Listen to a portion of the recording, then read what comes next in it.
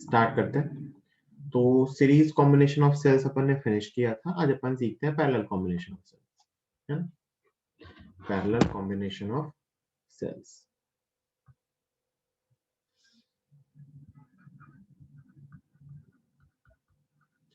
Parallel combination of cells, cells का parallel combination. तो पहला है कि अगर सेल्स आइडेंटिकल ना हो कैसे प्रूव करते हैं, केवीएल लिख के, है ना। प्रूफ अपन नहीं कर रहे, मैं स्टैंडर्ड रिजल्ट लिख रहा हूँ। जैसे ये एक सेल है E1 R1, ये दूसरा सेल है E2 R2, ये तीसरा सेल है E3 R3 and so on. ऐसे खूब सारे सेल लगे हुए हैं और वो एक ही लोड के क्रॉस लगे हुए हैं। तो इक्विवेलेंट का मतलब होता है इन सबको हटा के मैं कितने का सेल लगाऊं जब उसको सेम लोड के क्रॉस कनेक्ट किया जाए तो हमें सेम करंट मिले, है? तो इसका मैं रिजल्ट लिख रहा हूँ सीधा। प्रूफ कैसे करेंगे, करंट मान लेंगे I1 I2 I3, फिर तीनों लूप में ऐसे सेपरेट सेपरेट लूप में केवीएल लिखते हैं। कोई मतलब नहीं है उस प्रूफ का, मैं सीधा रिजल्ट लिख रहा हूँ, ध्यान से देखिएगा। ई इक्विवेलेंट जो आता है ना, वो आता है sigma E by R upon sigma 1/r, है ना। मतलब हर सेल के लिए ई बाय आर का समेशन अपॉन सिग्मा 1/r, ये है ई इक्विवेलेंट। और R इक्विवेलेंट आता है तो 1/R equivalent is equal to sigma 1/R, जो पैरेलल में होता है कि 1/R equivalent is equal to 1/R1 plus 1/R2 plus 1/R3। ये सेम रहता है।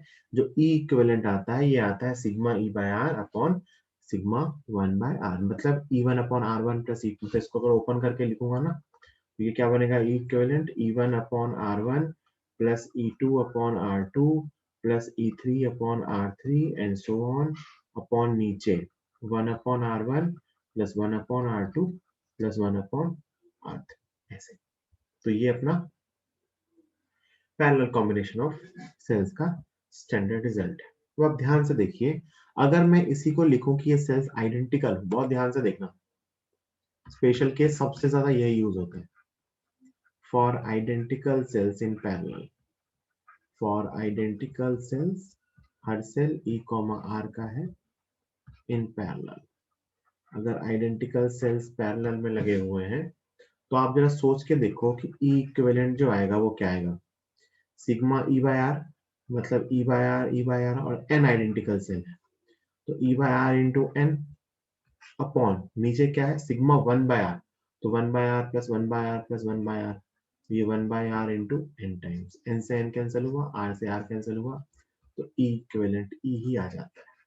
मतलब अगर मैं आइडेंटिकल सेल्स का पैरेलल कॉम्बिनेशन लूं तो इक्विवेलेंट ईएमएफ उतना ही आता है। जबकि आपको याद हो कि सीरीज कॉम्बिनेशन में ये n इंटू ई हो जाता था, बट पैरेलल में ये चेंज नहीं होता। हाँ, R इक्विवेलेंट तो 1/R equivalent is equal to क्या आएगा, 1/R plus 1/R plus 1/R, तो n टाइम्स 1/R।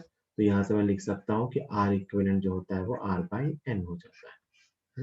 तो अगर मैं n आइडेंटिकल सेल्स को सीरीज में, सॉरी पैरेलल में ले रहा हूँ तो ईएमएफ चेंज नहीं होता है, रेजिस्टेंस R बाई n हो जाता है। ये रिजल्ट बहुत काम आता है कि आपसे कहेंगे कि 10 आइडेंटिकल सेल पैरेलल में लगा दिए तो क्या होगा। तो बेटा अगर 10 आइडेंटिकल सेल को सीरीज में लगाएंगे तो ईएमएफ तो बढ़ता है लेकिन इंटरनल रेजिस्टेंस भी बढ़ता है। लेकिन अगर मैं 10 या 15 आइडेंटिकल सेल को पैरेलल में लगा दूं तो ईएमएफ तो सेम रहता है, इंटरनल रेजिस्टेंस कम हो जाता है। तो मतलब अगर मैं ईएमएफ सेम रखते हुए इंटरनल रेजिस्टेंस कम करना चाहता हूं तो मुझे सेल्स को पैरेलल में यूज करना चाहिए, और कहीं मुझे ईएमएफ ज्यादा बढ़ाने की जरूरत, जैसे आप नॉर्मली जो पुराने टाइम में टॉर्चेस वगैरह देखते थे ना, उसके अंदर जो बल्ब लगा होता था वो कभी 3 वोल्ट का होता था, कभी 6 वोल्ट का होता था। तो एलईडी वाले टॉर्च आते हैं वो चार्ज वाले तो होते थे, तो सेल लगाने का झंझट नहीं होता। रवि जो टॉर्च होता है ना, आप उसमें देखते हो कि हम एक सेल अंदर डालते हैं और फिर एक दूसरा सेल अंदर डालते हैं, है ना? तो 1.5 वोल्ट के हमने मान लो 2 सेल डाले, तो 2 सेल डाले तो दोनों सीरीज में लगे हुए, तो 3 वोल्ट के हो गए, है ना? तो 3 वोल्ट वो जो बल्ब लगा होता है, उस पीला वाला जो टॉर्च पहले आता था, आपने कभी देखा हो, उस पीले वाले टॉर्च में जो बल्ब होता था, अगर वो 2 सेल वाला टॉर्च है तो वो 3 वोल्ट का बल्ब होता है ना? तो अपन 2 सेल एक साथ लगाते थे। ठीक, और एक स्टैंडर्ड रिजल्ट और है, इसी से आता है, जो अपन ने पहला फॉर्मूला लिखा ना, मेन फॉर्मूला तो यही है, सिग्मा ई बाय आर से, कि मान लो 2 सेल लगे हुए हैं for 2 cells in parallel, for 2 cells in parallel, ये मान लो ऐसे लगा दिए,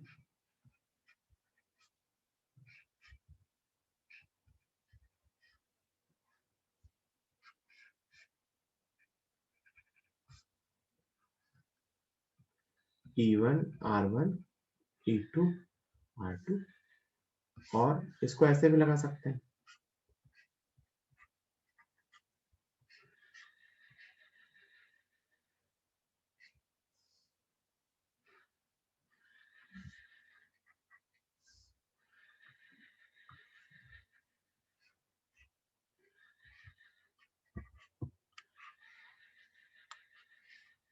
मतलब एक बार बैटरी की पोलैरिटी सेम है, एक बार बैटरी की पोलैरिटी ऑपोजिट।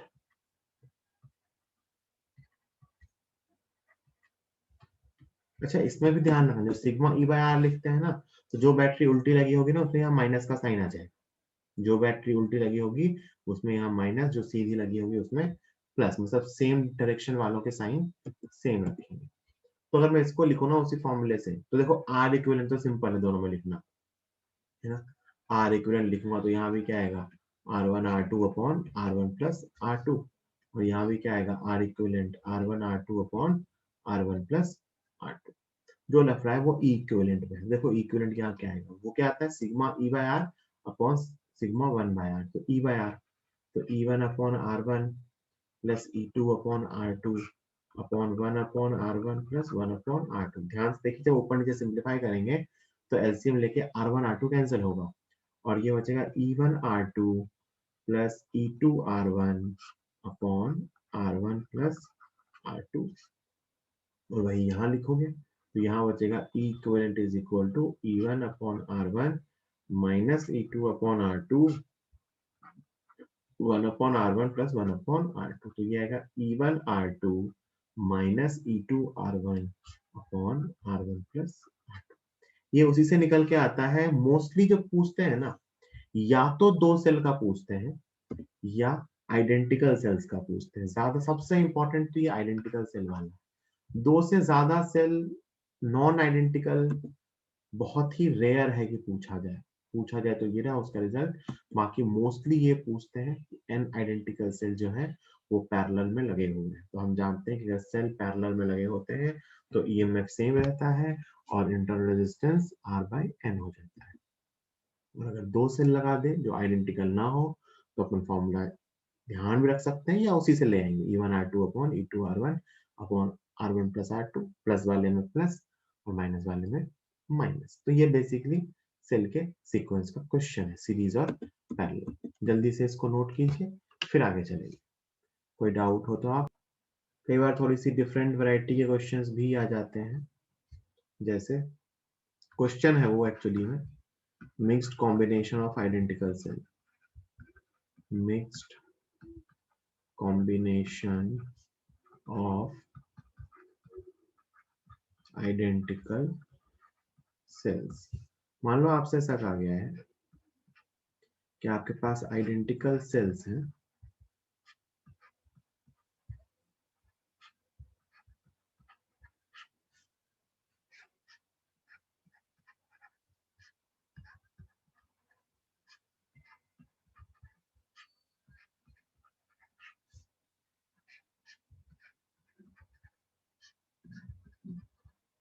सभी जैसे सेल हैं, ऐसे खूब सारे रोज हैं,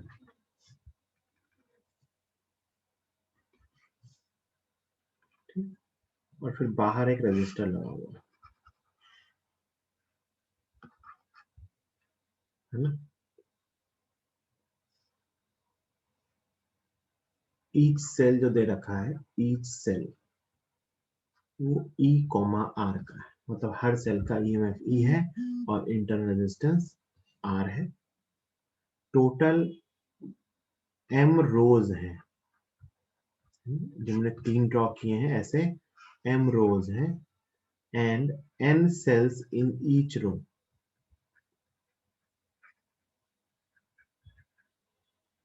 ये दे रखा है कि हर सेल जो है वो E, R का है, टोटल M ऐसी रोज हैं और हर रो में जो है वो N सेल है। तो आपसे ऐसे पूछ लेंगे, डिफरेंट डिफरेंट क्वेश्चन पूछते हैं। मान लो आपसे पूछ लिया find current through the resistor, क्या पूछ लिया, find current through the resistor. तो बिल्कुल सिंपल सी कहानी, हमें क्या करना है, E इक्विवेलेंट और R इक्विवेलेंट निकालना है। तो एक एक करके सॉल्व कर लेते हैं। सबसे पहले ध्यान से देखिए, हर ब्रांच में या हर रो में N सेल लगे हुए हैं और वो N सेल जो है वो E, R वाले, वो सीरीज में। तो जब मैं इसको सिंप्लीफाई करने जाऊंगा तो सबसे पहले जो हर रो बनेगी वो बनेगी N इंटू E और N इंटू R वाली। हर रो में N सेल है और हर सेल E, R वाला है और वो सीरीज में लगे हुए हैं। तो हर रो बन गई NE और NR वाली। और ये सारी रोज आपस में कैसे लगी हुई है, पैरेलल में। कैसे लगी हुई है, पैरेलल। खूब सारी रोज है, हर रो NE, NR वाली है। और ऐसी कितनी रो है, M रोज है। तो आप सीरीज में एक बार लगा लिया तो NE, NR वाले बन गए। अब हम जानते हैं कि जब आइडेंटिकल सेल्स पैरेलल में लगते हैं तो ईएमएफ चेंज नहीं होता है, इंटरनल रेजिस्टेंस चेंज होता है। तो जो E इक्विवेलेंट आएगा वो आएगा N इंटू E, उसमें कोई चेंज नहीं आएगा। लेकिन जो R इक्विवेलेंट आएगा वो आएगा बेटा NR अपॉन M। क्योंकि ऐसी M रोज है तो E इक्विवेलेंट तो NE का NE रह जाएगा, लेकिन R इक्विवेलेंट क्या आएगा, NR अपॉन M। तो अगर मैं सर्किट वापस फाइनली रिड्रॉ करूं तो अपने पास एक सेल है, एक इंटरनल रेजिस्टेंस है और एक एक्सटर्नल रेजिस्टेंस। सेल कितने का है, NE का। इंटरनल रेजिस्टेंस कितने का है, NR अपॉन M का। और ये कितना है, कैपिटल R। तो अब मैं पूछूं, बताओ सेल्स रेजिस्टर से कितनी करंट फ्लो हो रही है, तो आपको हो गया N into E upon R plus NR upon M। ये रहा रिजल्ट, है ना। तो कई बार ये कंसेप्ट यूज हो जाता है, कितने सेल हैं, इतने। अच्छा, टोटल सेल कितने हैं इस केस में, जरा सोच के देखो। टोटल सेल तो M रोज है, हर रो में N सेल है, तो टोटल सेल का नंबर क्या आ जाएगा, M इंटू N। कई बार ये भी चीज काम आती है। ठीक, तो ये सेल का मिक्स्ड कॉम्बिनेशन है। इससे एक मैक्सिमम पावर थ्योरम का क्वेश्चन आता है, जो मैक्सिमम पावर थ्योरम के बाद बताऊंगा। फटाफट इसको लिखिए, सुनिए ध्यान से, बहुत important concept, maximum power theorem. Maximum power theorem का सबसे पहले प्रॉब्लम स्टेटमेंट समझिए। क्या होता है, हमारे पास सेल होता है ना। सेल का क्या क्या पता होता है हमें, तो सेल में क्या क्या दिया होता है, उसका ईएमएफ और उसका इंटरनल रेजिस्टेंस। मतलब आपको अगर एक सेल मैंने दे दिया है, मान लो आपको 1.5 वोल्ट का एक सेल दे दिया, तो उसका ईएमएफ फिक्स है और उसका इंटरनल रेजिस्टेंस भी फिक्स है। इसको आप चेंज नहीं कर सकते। अच्छा, आप क्या चाहते हो, आप चाहते हो कि सेल से एनर्जी लें या पावर लें। तो हम हमेशा चाहते हैं कि सेल से ज्यादा पावर ली जाए। तो मान लो ये एक सेल है E, R वाला, है ना। इसको मैंने एक लोड के क्रॉस लगाया, किसके क्रॉस लगाया, लोड के क्रॉस। This is load. तो मैं प्रैक्टिकली क्या चाहूंगा कि हम मुझे इस लोड से मैक्सिमम पावर मिल जाए इसी सेल से। तो मैं अगर पूछूं आपसे कि बताओ इस लोड से कितनी करंट फ्लो होगी, आई, तो आई की वैल्यू आएगी E upon R plus R. अच्छा, अपन लोड चेंज कर सकते हैं, लेकिन हम E और R चेंज नहीं कर सकते। तो मैं आपसे पूछूं power delivered by cell, power delivered by cell to load, cell load को कितनी पावर डिलीवर कर रहा है, तो वो आएगा आई स्क्वायर आर। ऑब्वियस सी बात है, अगर रेजिस्टर में आई करंट फ्लो होती है तो उसकी पावर होती है आई स्क्वायर आर। तो मैं किस पावर की बात कर रहा हूँ, जो पावर सेल किसको डिलीवर करेगा, लोड को, सिर्फ आर को। इसमें कितनी पावर जाएगी उसकी बात ही नहीं हो रही है ना, क्योंकि वो तो सेल का इंटरनल रेजिस्टेंस है, उसको अपन कुछ कर ही नहीं सकते।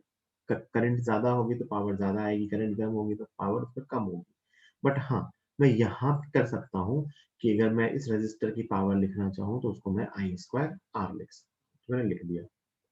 अब देखिए, P is equal to I का फंक्शन आएगा E upon R plus R, तो ये आएगा E square upon R plus R का whole square into capital. This is the relation for power. अच्छा, सेल मुझे क्या बताया गया है कि बताओ एक सेल मैक्सिमम कितनी पावर डिलीवर कर सकता है ना। क्वेश्चन एक तरह समझो तो क्या है, what is the maximum power, question लिख रहा हूं मैं, है ना, that can be delivered by a given cell. Given cell है मतलब E comma R, also find required load for it, या required load resistance for it.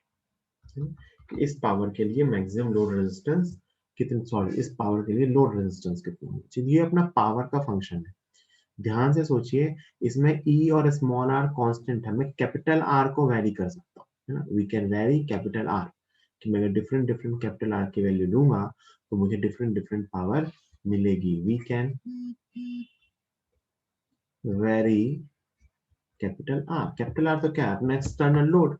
तो मैं एक सेल की मैक्सिमम पावर जानना चाहता हूँ कि एक सेल एक लोड को कितनी पावर डिलीवर कर सकता है, तो मैं कैपिटल आर को वेरी करा सकता हूँ। भाई मान लो 10 ओम का लोड लगा के देखा, 20 ओम का लोड लगा के देखा, देखते हैं कब पावर ज्यादा है। अच्छा, सीधा क्यों नहीं बढ़ रहा, क्योंकि आप ध्यान से देखो यहाँ पे एक आर ऊपर भी है, एक आर नीचे भी है ना। अगर मैं कैपिटल आर को इंक्रीज करता हूँ तो न्यूमरेटर तो बढ़ेगा लेकिन डिनोमिनेटर भी बढ़ेगा, है ना। तो वो वैल्यू ट्रेंड जो है वो इंक्रीजिंग है या डिक्रीजिंग है, वो डिपेंड करेगा। तो ये तो पावर का फंक्शन आ गया। तो मैं अगर आपसे पूछूं ये बताओ मैक्सिमम पावर कैसे निकालेंगे, तो ऑब्वियस सी बात है, आप कहोगे सर फॉर मैक्सिमम पावर, और मैं किसके साथ वेरी करा रहा हूँ, कैपिटल आर के साथ, तो आप कहोगे डीपी बाई डी आर को जीरो कर देंगे, है ना। ये पी का फंक्शन है, इसका डीपी बाई डी आर निकालेंगे और उसको जीरो कर देंगे। वो आप खुद से घर पे करना। तो जब आप dp by dr जीरो करोगे, when dp by dr equal to zero, तो आप सॉल्व करके देखना आ जाएगा वो capital R is equal to small. अगर मैं एक्सटर्नल रेजिस्टेंस या लोड रेजिस्टेंस की वैल्यू सेल के इंटरनल रेजिस्टेंस के इक्वल ही रख दूं तो पावर डिलीवर्ड मैक्सिमम होती है। और ये जो पावर का फंक्शन मैंने लिखा ना, ये ध्यान से देखिए, आर में, कैपिटल आर में क्वाड्रेटिक, आर इज वेरिएबल, जैसे एक्स वेरिएबल होता है ना, जैसे यहाँ पे आर वेरिएबल है, तो ये कैपिटल आर में क्वाड्रेटिक। तो पावर वर्सेस आर, पावर क्या है, मैं लोड को कितनी पावर दे रहा हूँ। तो अगर मैं कोई लोड ही नहीं लगाऊंगा तो पावर जीरो दे रहा हूँ, ये क्वाड्रेटिक। और इसका मैक्सिमा आएगा यहाँ, कहाँ आ रहा है मैक्सिमम, सॉल्व करके दिखा हमने, आर इक्वल टू कैपिटल, है ना? मतलब इसके कम हर पावर दो दो जगह मिलेगी।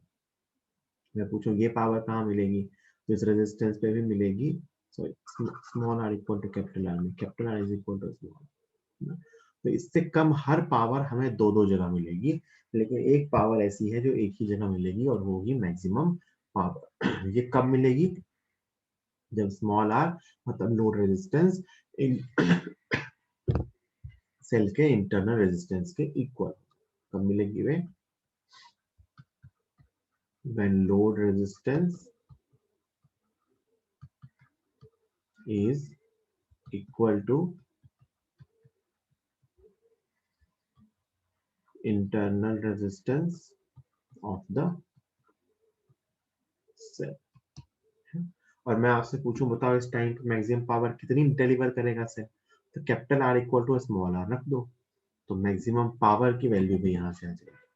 तो मैक्सिमम पावर कितना आएगा, जो पावर का फंक्शन था उसमें कैपिटल आर को स्मॉल आर रख दो, तो ई स्क्वायर आर अपॉन नीचे आया 2r का होल स्क्वायर, मतलब ई स्क्वायर बाय 4r। कहाँ से लाया, put small r equal to capital R in function of power, in function of power, मतलब एक सेल जो मैक्सिमम पावर डिलीवर कर सकता है that is E square upon 4r। किसको डिलीवर करनी है, लोड को। तो maximum power that can be delivered by a cell to a load is E square by 4r। और ये कब होता है, जब लोड का रेजिस्टेंस किसके इक्वल हो जाता है, सेल के इंटरनल रेजिस्टेंस के, है ना। इससे कम हर पावर दो दो बार मिलेगी। अच्छा एक काम और कर सकते हो, पता है इसमें ना आर में मैंने बताया ना कैपिटल आर में क्वाड्रेटिक बनेगी, तो आप क्वाड्रेटिक की प्रॉपर्टी से चेक करना, तो एक इंपॉर्टेंट रिजल्ट मिलेगा, मैं उसको डायरेक्टली लिख देता हूँ, वैसे तो ज्यादा नहीं पूछते हैं बट फिर भी कई बार आ जाता है ना। इफ अ सेल, मतलब इसका एक क्वाड्रेटिक पे बेस्ड यूज है, यूज जो एक्सप्रेशन को ओपन करोगे तो आएगा। If a cell delivers equal power to two load resistors, to two load resistors, दो लोड रेजिस्टर को इक्वल पावर दे रहा है, देगा ही सही भाई। इससे कम जो भी रेजिस्टर लोगे, तो मान लो ये कुछ P1 है, तो ये यहाँ भी मिलेगा और ये यहाँ भी मिलेगा, हर पावर दो दो जगह मिलेगी, R1 और R2 पे मैक्सिमम पावर के अलावा। If a cell delivers equal power to two load resistors R1 and R2, then internal resistance of the cell is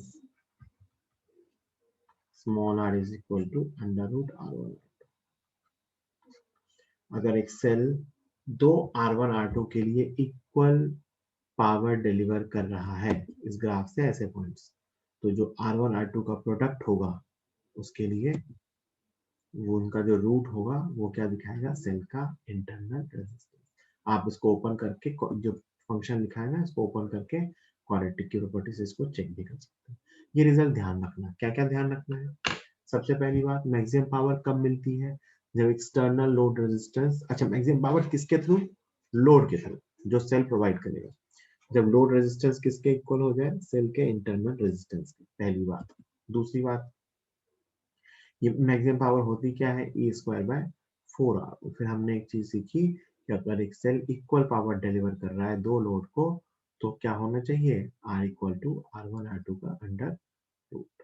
जल्दी से इसको सॉल्व कीजिए, फिर मैं एक क्वेश्चन दूंगा। 10 सेकेंड और दे रहा हूँ, किसने ना लिखा हो तो लिख लो, फिर मैं क्वेश्चन दे रहा हूँ।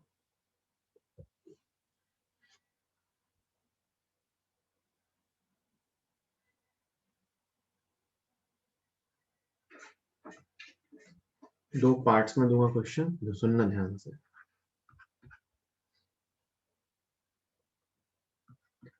48 आइडेंटिकल सेल्स, और हर सेल कितने का है, 12 वोल्ट और 2 ओम का। 48 identical cells are connected such that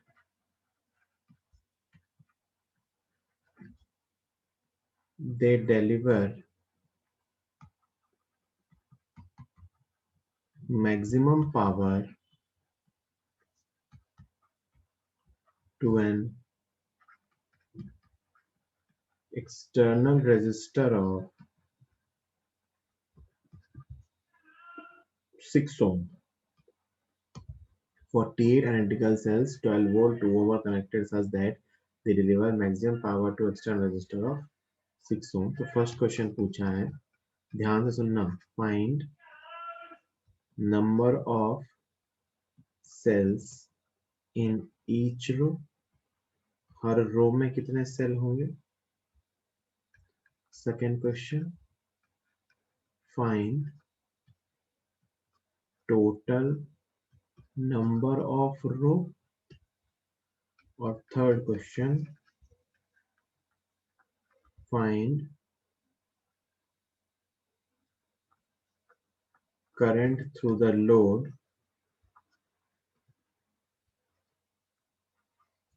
in this case. इस केस में लोड से कितनी करंट फ्लो होगी। सॉल्व कीजिए और बताइए। देखो सॉल्यूशन, मान लेते हैं कि m cell in each row, हर रो में m सेल है, and total n rows, n ऐसी रोज है। मान लेते हैं कि m सेल है हर रो में और टोटल ऐसी n रोज है, तो टोटल नंबर ऑफ सेल क्या आएगा? टोटल सेल वो आएगा m इंटू n, और उसकी वैल्यू क्या दे रखी? 48।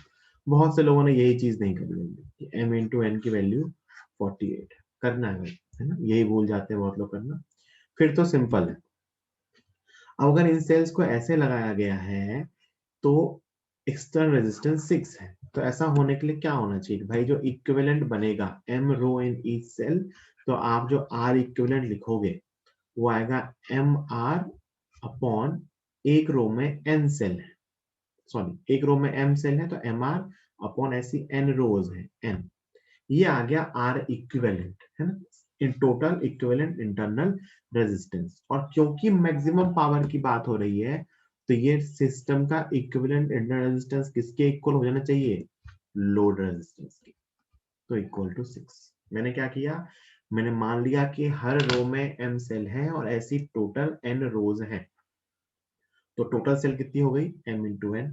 फिर मैंने इस जो सिस्टम मैंने माना इसका मैंने इक्विवेलेंट इंटरनल रेजिस्टेंस निकाल लिया, वो आया m into R upon N. और अब आप ध्यान से देखो अगर, तो इसकी वैल्यू 6 आ रही है। क्यों आ रही है 6? क्योंकि यही मैक्सिमम पावर थ्योरम है। आपको स्मॉल r दे रखा है, कितना स्मॉल r? 2 ओम। तो यहाँ से आपको पता चल रहा है कि m by n is equal to 6 by 2, that is 3। तो अपने को m इंटू एन पता है और अपने को m बाई n पता है। इसको सॉल्व कर लो, ये m बाई n है, ये m इंटू n है, इसको सॉल्व करोगे तो ऑन सॉल्विंग आपको m की वैल्यू 12 मिलेगी और n की वैल्यू 4 मिलेगी। तो ये m और n आ गया। m क्या था? एक सेल, एक रो में कितने सेल थे? n क्या था कि ऐसी कितनी रोज थी। तो पहले क्वेश्चन का आंसर आ गया m, दूसरे क्वेश्चन का आंसर आ गया n, मतलब 12 और 4। फिर तीसरा क्वेश्चन है, पूछा गया find current through the load in this case, load से कितनी करंट फ्लो होगी। तो ये तो सिंपल है ना, बिना दोनों पार्ट का आंसर किए बता सकते थे। इस केस में अपन ने क्या निकाला कि m रो है, और नहीं इसके बिना नहीं कर सकते, सॉरी, m रो है और हर रो में, सॉरी m सेल है एक रो में, टोटल 4 ऐसी रोज हैं, तो E इक्विवेलेंट क्या आएगा? वो आएगा m इंटू ई, m इंटू ई मतलब 12 इंटू 12 मतलब 144 वोल्ट। तो अपना सिस्टम बनाना वो 144 वोल्ट का है, उसका इंटरनल रेजिस्टेंस 6 के इक्वल है और एक्सटर्नल रेजिस्टेंस भी किसके इक्वल है? 6 के। यही तो मान के सॉल्व किया है। तो यहाँ से करंट कितनी आ गई? 12 एम्पीयर, है ना। ये जब अपन m और n की वैल्यू निकाल लेंगे तो ध्यान से देखिए E इक्विवेलेंट कैसे निकाला था इस केस में, देखो ध्यान से। E इक्विवेलेंट क्या आया था? n इंटू ई, मतलब जितने सेल थे एक रो में, वहां मैंने n उल्टा कुछ और माना था, यहाँ मैंने कुछ और माना है ना। तो अगर एक रो में m सेल है तो E इक्विवेलेंट जो आएगा वो आएगा m इंटू ई, तो मतलब वो 12 इंटू 12 मतलब 144 आएगा। तो ये ज्यादातर लोग इसमें ये करना भूल जाते हैं और फिर वो एक इक्वेशन लिख के मैक्सिमम पावर थ्योरम लगाते रहते हैं। आपने भी आई थिंक कुछ लोगों ने ये किया होगा, है ना। जल्दी नोट कीजिए इसको, फिर आगे चलेंगे। चलिए, तो ये सेल्स का सीरीज और पैरेलल कॉम्बिनेशन था और फिर उसी पे बेस्ड एक मैक्सिमम पावर थ्योरम का छोटा सा कंसेप्ट था। अब अपन आते हैं पावर पे, है ना। पावर में ज्यादा कुछ मुश्किल है नहीं, सर्किट जो अपन ने सीखा है उसी को यूज करना है। पावर, पावर होती क्या है ना? तो पावर थ्रू द रेजिस्टर भी हो सकता है और पावर थ्रू द बैटरी भी लिख सकते हैं। तो पावर क्या होता है? एनर्जी अपॉन टाइम, है ना? Rate at which energy is supplied और कंज्यूम्ड, है ना? Rate at which energy is supplied और कंज्यूम्ड, है ना? Rate at which energy is supplied और कंज्यूम। तो बैटरी की पावर निकालेंगे तो बैटरी एनर्जी सप्लाई कर रहा होगा, रेजिस्टर के निकालेंगे तो जनरली मतलब रेजिस्टर तो हमेशा ही कंज्यूम करता है, बैटरी सप्लाई भी कर सकता है और कंज्यूम भी कर सकता है, बट जनरली आप देखोगे तो क्वेश्चन में बैटरी अपना सोर्स ही होता है। तो पावर क्या होता है? Power is equal to energy upon time. बिल्कुल ऐसे लिखो तो एनर्जी अपॉन टाइम। तो इसकी जो यूनिट निकल के आती है यहां से देखें तो it is equal two joule पर सेकेंड, जूल पर सेकेंड, और इसी को वॉट भी लिखते हैं, जानते हैं अपन, फिर भी बता रहा हूँ, जूल पर सेकेंड और वॉट मतलब 1 वॉट पावर, इसका क्या मतलब? 1 जूल पर सेकेंड। 1 वॉट पावर का क्या मतलब?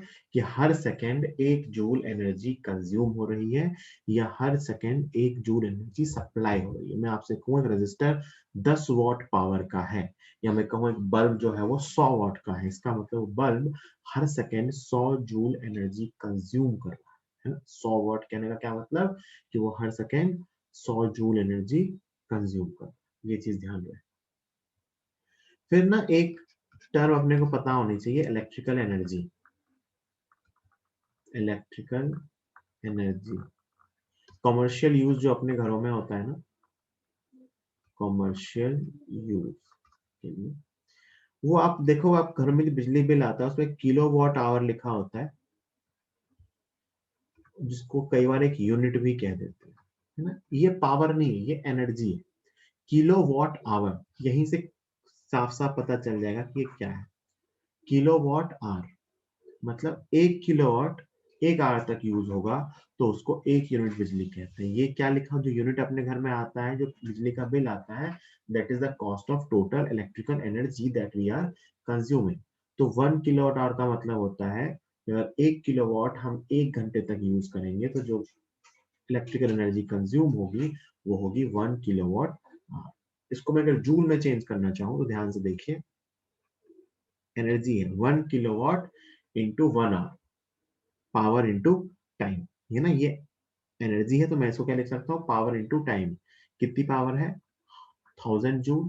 कितने टाइम तक? 1 घंटे तक। 1 घंटे में 60 मिनट, 60 मिनट में 3600 सेकेंड। तो ये कितना आ गया? 3.6 इंटू 10⁻⁶ जूल। मतलब आपके पास अगर 1 यूनिट या 1 किलोवाट आवर बिल आ रहा है तो उसका मतलब आपने इतनी एनर्जी कंज्यूम की। कई बार ये बेसिक पे भी कई बार क्वेश्चन पूछ लेते हैं, है ना? कि तो कितनी एनर्जी कंज्यूम हुई होगी। जो अपने घर में बिल आ रहा होता है ना यूनिट या किलोवाट आवर में, वो टोटल इलेक्ट्रिकल एनर्जी कंज्यूम्ड का होता है, ध्यान रहे, है ना? तो वो 1 किलोवाट आवर या 1 यूनिट दिया हो सकता है, उसको मैंने जूल में चेंज करके लिख दिया। ठीक। For cells, power of cell होती है E इंटू आई, है ना? पावर ऑफ सेल क्या होगी? E इंटू आई। कैसे आएगा? तो सोचो, मैंने ईएमएफ की डेफिनेशन क्या लिखी थी? Work done per unit charge. क्या लिखी थी? Work done per unit charge.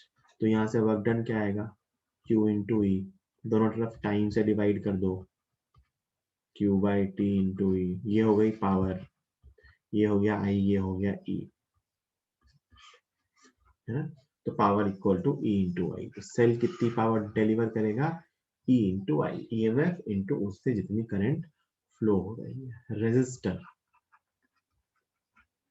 For resistors, अच्छा पावर उस इंस्टेंट पे होती है ना, तो रेजिस्टर की पावर क्या होती है? तो इसको मैं लिख सकता हूँ आई स्क्वायर आर। क्या लिख सकता हूँ? आई स्क्वायर आर। अगर मान लो मैं कहूँ रेजिस्टर एनर्जी कंज्यूम कर रहा है तो इसकी पावर को मैं क्या लिख सकता हूँ? आई स्क्वायर आर। अच्छा पावर का ना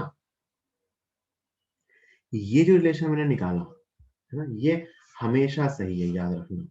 power equal to V into I, V is the potential difference and I is the current. आप बेसिक डेफिनेशन से सोच सकते हो भाई, अगर मैं पोटेंशियल डिफरेंस इंटू करंट लिख रहा हूं तो पावर का ये रिलेशन दुनिया में हर डिवाइस के लिए सही है। कैसे? तो पोटेंशियल डिफरेंस मतलब वोल्ट, और करंट मतलब चार्ज पर सेकेंड। सोच के देखो, वोल्ट इंटू चार्ज पर सेकेंड, तो Q इंटू डेल्टा वी, ये आ जाएगा वर्क डन, और वर्क डन अपॉन टाइम, ये क्या आ जाएगी? पावर। ये क्या लिखा हुआ है? पोटेंशियल डिफरेंस डेल्टा वी, ये क्या लिखा हुआ है? Charge per unit time. तो अगर मैं चार्ज इंटू डेल्टा वी करूंगा तो वर्क डन आएगा, उसको अगर मैं टाइम से डिवाइड करूंगा तो पावर आएगी। तो पावर का ये रिलेशन हर चीज के लिए सही है। हर चीज मतलब चाहे बैटरी हो, रेजिस्टर हो, डायोड हो, हर चीज के लिए सही है, चाहे वो डिवाइस ओमिक हो या ना। This relation is true for all devices, है ना? तो सेल के लिए भी सही है, रेजिस्टर के लिए भी सही है, power is equal to V into I, बिल्कुल सही है। लेकिन क्योंकि हम जो रेजिस्टर पढ़ते हैं, it follows Ohm's law, it follows Ohm's law. तो अगर ये रेजिस्टर ओम्स लॉ को फॉलो करता है तो मैं V equal to I R लिख सकता हूँ। ये सिर्फ रेजिस्टर के लिए लिख सकता हूँ, बाकी हर चीज के लिए नहीं। या जो भी चीज ओम्स लॉ को फॉलो करेगी उसके लिए मैं पावर को V equal to I R की फॉर्म में चेंज करके लिख सकता हूँ। तो ये आई स्क्वायर आर बन जाएगा, या आई को V बाय आर लिख दो तो ये V स्क्वायर बाय आर। ये जो रिलेशन है ये सिर्फ रेजिस्टर के लिए, कि अगर एक रेजिस्टर से आई करंट जा रही है, ध्यान से सुनना, अगर एक रेजिस्टर से आई करंट जा रही है तो उसकी पावर आई स्क्वायर आर होगी। या अगर एक रेजिस्टर के क्रॉस पोटेंशियल डिफरेंस V है तो उसकी power V square upon R होगी। तो ये हम हमेशा बता सकते हैं। और टोटल एनर्जी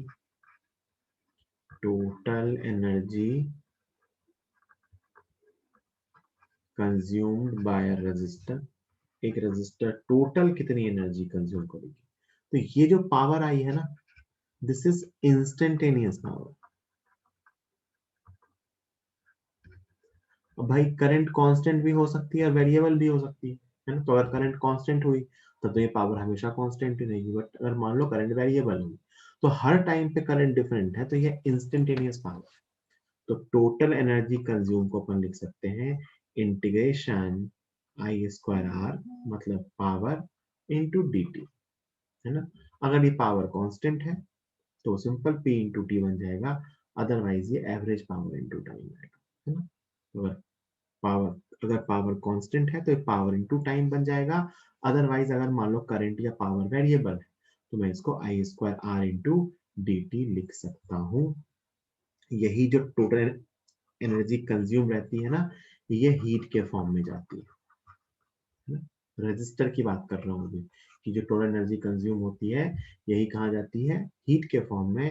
और इसी को कई बार आपको जूल्स लॉ ऑफ हीटिंग भी कह देते हैं। जूल्स लॉ ऑफ हीटिंग की टोटल जो हीट प्रोड्यूस होती है उसको मैं I square R into D T कह सकता हूँ, है ना। ये तब काम आएगा जब हमारे पास वेरिएबल करंट हो, कांस्टेंट करंट हो, तब तो पावर ही कांस्टेंट है। तो आप एनर्जी को सीधा क्या लिख सकते हो? Power into time. जैसे मैं कह दूं कि एक रजिस्टर से 5 एम्पियर करंट जा रही है ना, रजिस्टर मान लो 10 ओम का है, तो उसकी पावर निकालने के लिए इंटीग्रेट करने की जरूरत थोड़ी ना, उसकी पावर तो कांस्टेंट है। तो पावर क्या होता है? Energy per unit time, time से मल्टीप्लाई कर। लेकिन अगर मैं आपसे कल को क्वेश्चन दूं कि एक रजिस्टर से वेरिएबल करंट जा रही है, अब बताओ उसकी पावर क्या है, तो उसकी पावर निकालने के लिए फिर मुझे I square R into D T को 0 से t तक इंटीग्रेट करना। ठीक है, तो इस चीज का ध्यान रखेंगे कि इंटीग्रेशन का कंसेप्ट कब यूज करेंगे? जब अपने पास वेरिएबल करंट या वेरिएबल पावर दी हुई हो। ठीक, जैसे मान लो मैं आपसे कह दूं कि मैंने आपको एक रजिस्टर से कुछ 10 ओम का रजिस्टर है, इससे करंट दे रखी है I is equal to 2t plus 1 ampere, जहां t टाइम है सेकेंड में, है ना? तो आपसे पूछ लिया find total heat produced in the resistor in 5 seconds. 5 second में इस रेजिस्टर में कितनी हीट प्रोड्यूस होगी? जरा सॉल्व कीजिए इसको, सॉल्व करके आंसर बताइए, फिर पीछे का पेज लिखने का टाइम दूंगा। पहले इसको सॉल्व कीजिए और आंसर बताइए मुझे। सिंपल है, वैल्यू रखनी है आपने। हीट को क्या लिखेंगे? आई स्क्वायर आर डी टी का इंटीग्रेशन। आई का फंक्शन कितना है? 2t प्लस 1 इसका स्क्वायर इंटू आर, आर कितना है? 10 इंटू डी टी। इसका इंटीग्रेशन कहाँ से कहाँ तक? 0 से 5 तक। जो वैल्यू आ रही होगी देख लेंगे। 10 बाहर निकाल लो और ये यहाँ से आ रहा है 4t square plus 1 plus 4t into D T. Integrate कर लो, इंटीग्रेट होके ये आ गया टी क्यूब बाई 3, तो 4t cube by 3 plus t plus 2t square और लिमिट 0 से 5 तक। 0 पे तो तीनों ही 0 होंगे, 10 बाहर रखो तो कितना बन रहा है ये? 125 गुना 4 तो 500 बटा 3 प्लस 5 प्लस 50 तो 650 कितना हो गया ये? 10 इंटू 150 और 15 165 665 बाई 3, ये आ गया अपना 6650 बाय 3 जूल। ये आंसर है। सिंपल सा इंटीग्रेट करना था, स्क्वायर करना थी, बात थी। कई बार पूछ लेते हैं ऐसा, वेरिएबल करंट का फंक्शन देख के आपसे पूछ लेंगे बताओ टोटल हीट कितनी प्रोड्यूस होगी, टोटल कितनी पावर आएगी। अब आई का कैसा फंक्शन भी हो सकता है बेटा, वो साइनसोइडल हो सकता है, एक्सपोनेंशियल हो सकता है। इंटीग्रेट करना, पहले स्क्वायर करना आना चाहिए और फिर उसको इंटीग्रेट करना आना चाहिए। तो मतलब इसमें कुछ ज्यादा है नहीं, मैं आपको सिर्फ ये चीज बताना चाहता था। फिर क्या होता है ना, सर्किट में पावर के सवाल रहते हैं। तो आपको अगर सर्किट में मैंने स्टार्टिंग में जैसे वोल्टेज करंट डिवाइड करना सिखाया था, अगर आपको वो अच्छे से आता है तो आपको पावर बतानी भी आती है ना। जैसे ध्यान से एक सिंपल सा क्वेश्चन करवा देता हूँ, इसी में सब कुछ कैलकुलेट कर लेंगे। करंट वोल्टेज बांटनी आती है तो पावर भी आता है, और मैंने सबसे पहले करंट वोल्टेज बांटनी ही सिखाई थी। कि मान लो ये सर्किट दे रखा है, ये 12 वोल्ट की बैटरी है, ये कुछ 12 ओम का रेजिस्टर है, ये 6 ओम का रेजिस्टर है और 2 ओम का resistor.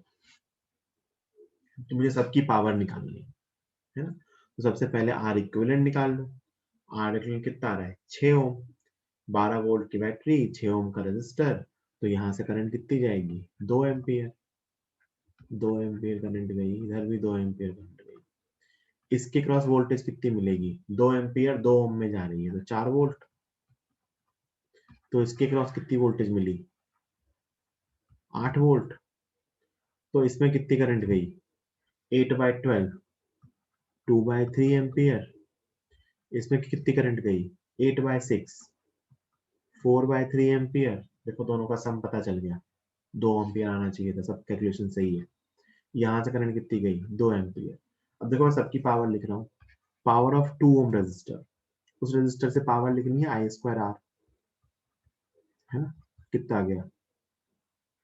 4 into 2 8 watt. Power through 6 ohm resistor, 6 ohm resistor से पावर कितनी आ गई? आई स्क्वायर आर, तो 4/3 स्क्वायर इंटू 6, तो ये आ गया 16 गुना 9, 16 गुना 6/9, 32/3 वॉट। पावर थ्रू 12 ओम, ये कितना आ गया?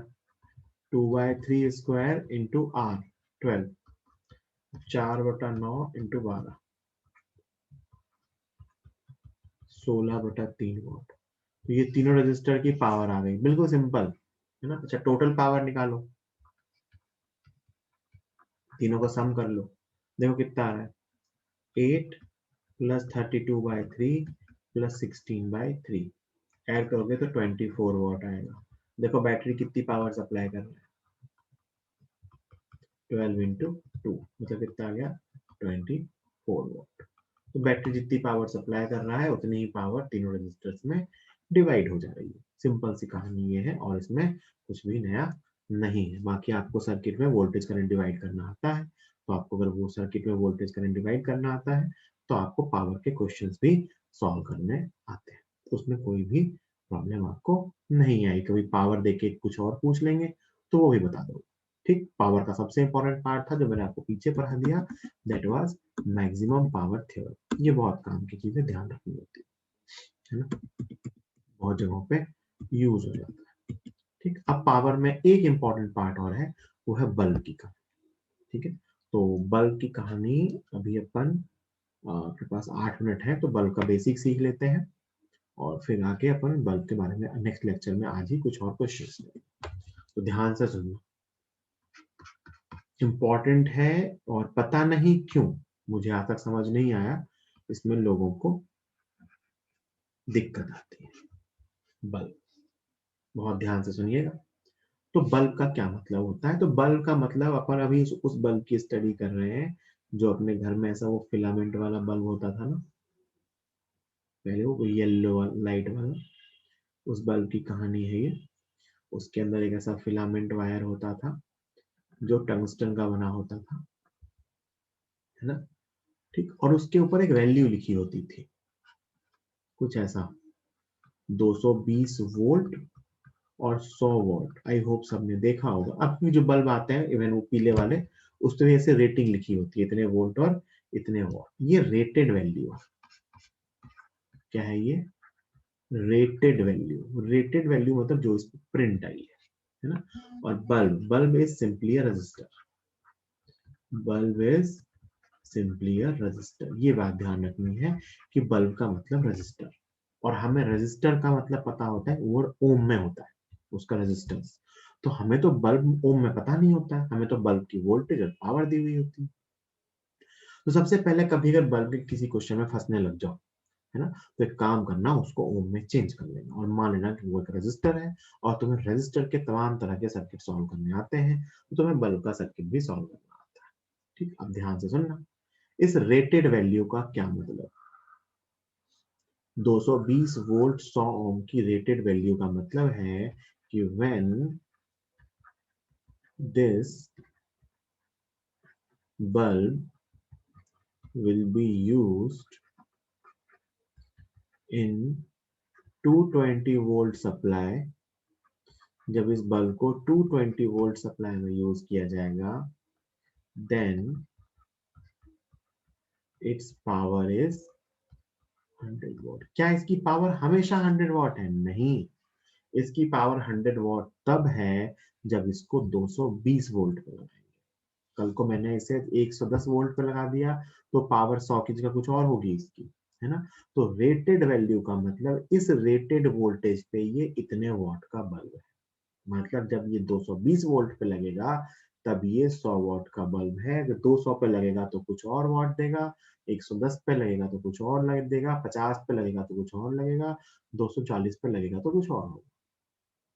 तो ये 100 वॉट पावर कब देगा, जब इसके क्रॉस पोटेंशियल डिफरेंस 220 है, या जब मैंने इस बल्ब को 220 वोल्ट पे लगाया है। एक तो ये चीज ध्यान रहनी चाहिए। तो क्या मैं यहाँ से इस बल्ब का रेजिस्टेंस निकाल सकता हूँ? बिल्कुल। मुझे ये पता है कि 220 वोल्ट पे इसकी पावर है 100। पावर इक्वल टू होता है भाई वी स्क्वायर बाय आर, है ना। तो आर क्या आ जाएगा यहाँ से, वी स्क्वायर बाय पी, है ना। तो वी स्क्वायर कितना हो गया, 220 गुना 220 बटा पी, 100 कितना आ गया, 484 ओम। मतलब ये जो गिवन बल्ब मैंने बनाया 220 वोल्ट 100 वॉट वाला एग्जांपल लेके, उसका रेजिस्टेंस 484 ओम है। तो कल को मुझे पूछा जाए किसी बल्ब का रेजिस्टेंस कैसे निकालोगे, तो resistance of bulb equal to V square by P. ये कौन सी वाली वोल्टेज है, रेटेड वोल्टेज, और ये कौन सी वाली पावर है, रेटेड पावर। तो अगर मुझे एक बल्ब की रेटेड वोल्टेज और रेटेड पावर पता है तो मैं उसका रेजिस्टेंस निकाल सकता हूँ। अगर मैंने एक बार उसका रेजिस्टेंस निकाल लिया फिर तो मैं उसके लिए कुछ भी सॉल्व कर सकता हूँ। ठीक, जैसे एक सिंपल सा एग्जांपल, तो लास्ट एग्जांपल इस लेक्चर का, फिर आपको लिखने का टाइम दे दूंगा पीछे, है ना? जैसे a bulb has rated values P0, V0. Find its power when it is connected to V volt supply. P0 V0 इसकी रेटेड पावर है, तो V वोल्ट सप्लाई पे इसकी पावर क्या होगी? बल्ब का क्या नहीं बदलेगा? Resistance, it will not change. Bulb का रेजिस्टेंस चेंज नहीं होगा, आप इसे कितने भी पोटेंशियल डिफरेंस या सप्लाई में लगा लो, इसका रेजिस्टेंस नहीं बदलेगा। पावर बदलेगी, वोल्टेज बदलेगा, लेकिन रेजिस्टेंस नहीं बदलेगा। तो अपन क्या करेंगे? सबसे पहले इसका रेजिस्टेंस ही निकाल लेंगे। तो resistance of bulb equal to P naught V naught, मतलब वी नॉट वोल्टेज पे पावर पी नॉट है, तो उसको मैं क्या लिखूंगा? V naught square upon P naught, power equal to V square by R, तो R equal to V square upon P. ये बल्ब का रेजिस्टेंस निकाल लिया।